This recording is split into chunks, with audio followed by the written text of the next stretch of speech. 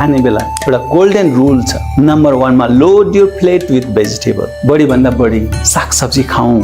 Number 2 मा it a balance breakfast, बिहानको खाजा अलिकति ठिक्कले ब्यालेन्स गरेर सन्तुलित रूपले खाऊ। नम्बर 3 डोन्ट स्टार्भ योरसेल्फ, हामी खाना खाँदाखेरि असन्तुलित भएर नखाऊ। Number 4 ask question when you eat out, बाहिर खाने बेला हामी सोचौँ कि म के खाइरहेको छु। Number 5 have a plan when you hit the grocery store, यदि हामीले खाना किन्ने पसलमा केही कुरा किनिरहेको छौँ भने सोचौँ कि मैले के खानेकुरा किनिरहेको छु। Number 6 cut down on process food, हामीले बट्टा बन्द कुराहरू सकेसम्म प्रोसेस खानाहरू कम प्रयोग गरौँ, कम खाऊँ। Number 7 limit your sodium sugar intake, हाम्रो नुन चिनी जस्ता कुराहरू कम खाऊँ, कम गरौँ, हाम्रो खानपानमा यस कुरालाई कम गरौँ। Number 8 don't just count calorie, हामीले जहिले पनि हाम्रो इनर्जीको लागि क्यालोरी घटाउने वा बढाउने कुरामा बढी सचेतना हामी रहेको हुन्छौँ।